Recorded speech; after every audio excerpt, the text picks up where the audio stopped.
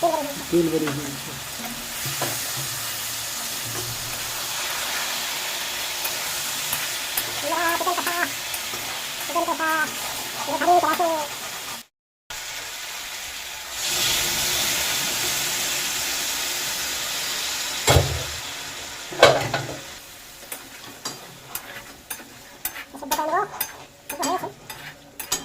সেদ্ধ করে নেব, সেদ্ধ হয়েছে।